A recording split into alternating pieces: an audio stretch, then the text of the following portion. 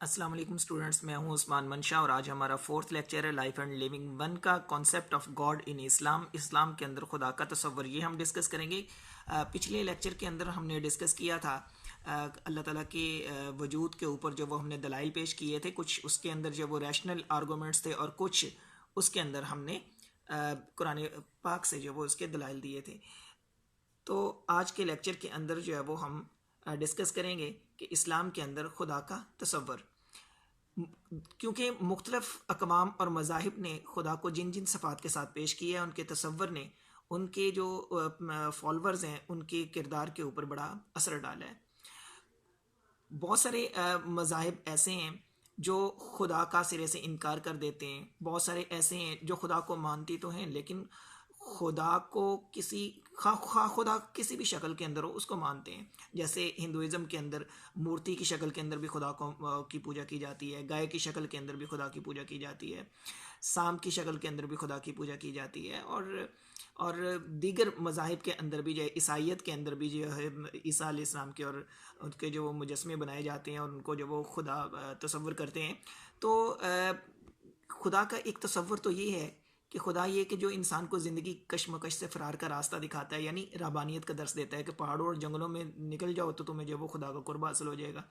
اسلام اس کی بھی مخالفت کرتا ہے. ایک تصور یہ ہے کہ خدا ناچ گانے اور رنگ و سرور کی محفلوں کے اندر جو وہ انسان کو بٹھا دیتا ہے، اور ایک تصور یہ ہے کہ خدا انسان کو اس بات پر مجبور کرتا ہے کہ آگ پانی پہاڑ جنگل جیسی اشیاء کے سامنے وہ گھٹنے ٹیک دے.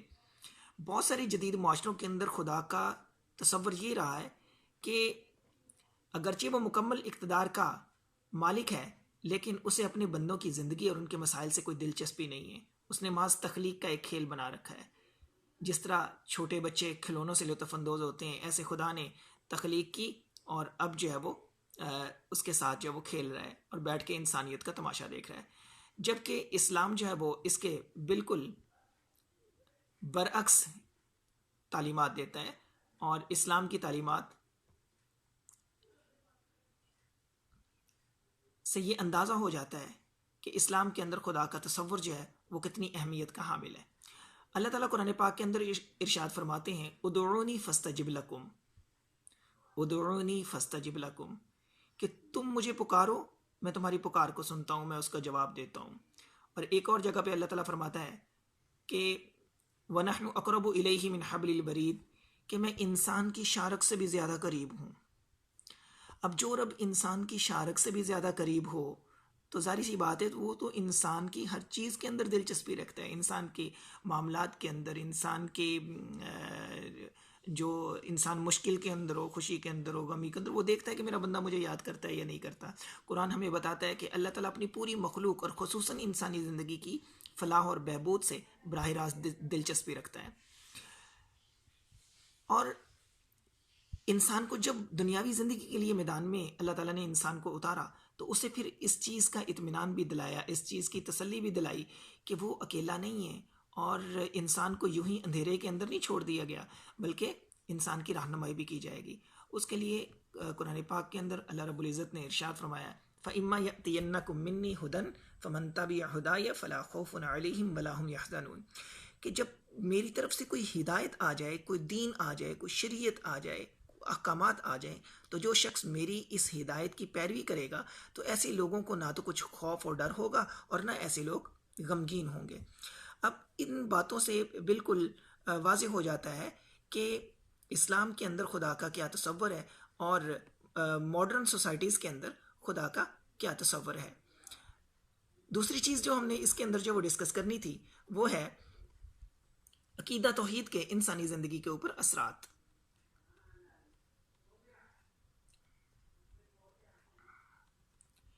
انسانی زندگی کے اوپر جو ہے وہ عقیدہ توحید کے کیا اثرات مرتب ہوتے ہیں، ان میں سے سب سے پہلی چیز جو ہے وہ ہے سیلف ریسپیکٹ، انسان کی عزت نفس.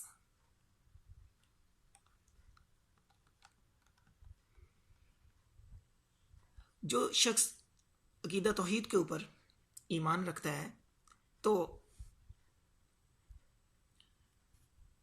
چونکہ وہ نفع نقصان، عزت ذلت، زندگی اور موت، ہر چیز کا مالک صرف اور صرف اللہ رب العزت کو سمجھتا ہے، اس لیے وہ کسی اور کے سامنے ہاتھ نہیں پھیلاتا، کسی اور کے سامنے سر نہیں جھکاتا.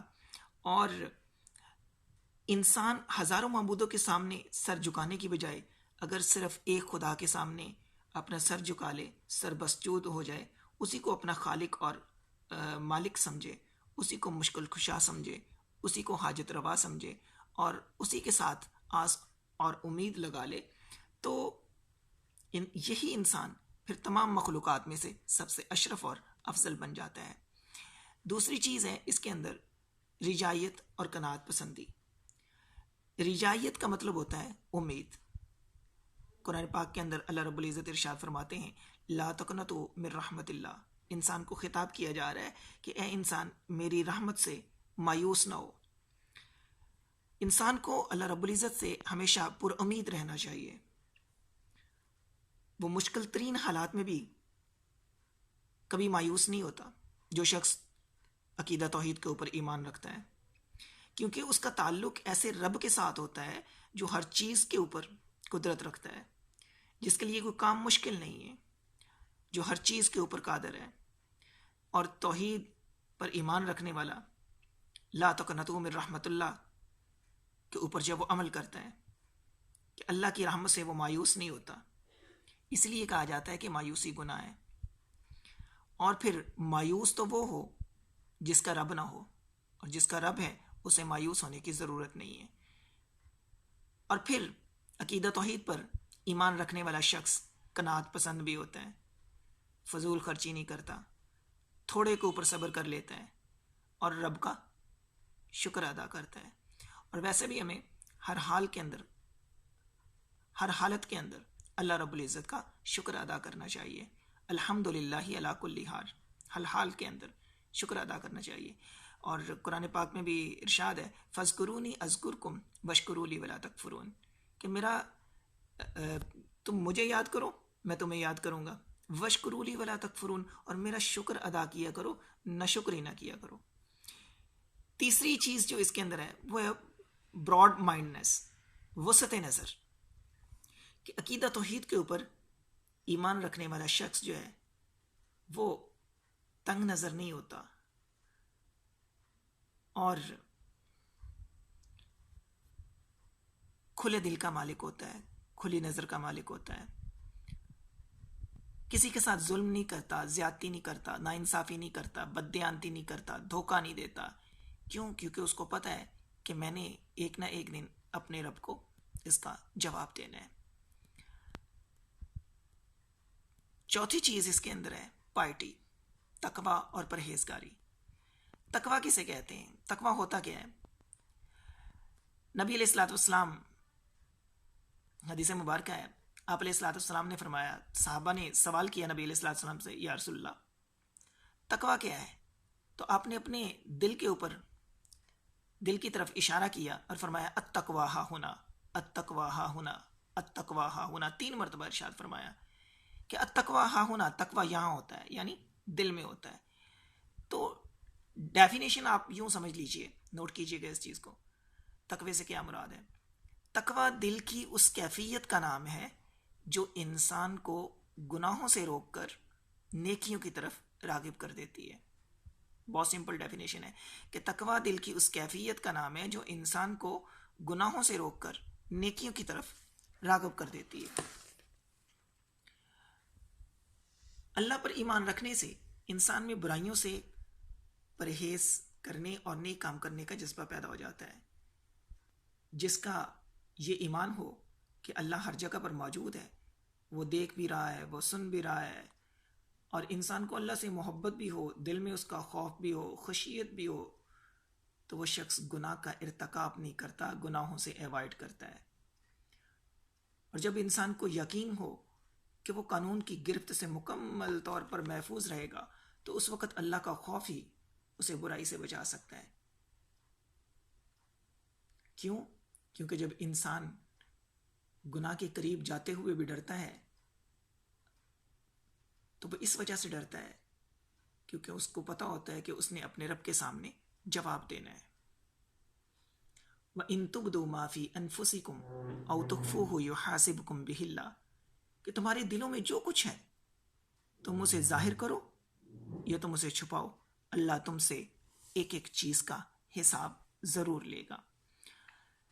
نیکسٹ چیز آ جاتی ہے اطمینان قلب، ہارٹ سیٹسفیکشن۔ اطمینان قلب کیا ہے؟ تسکین قلب۔ دنیا کے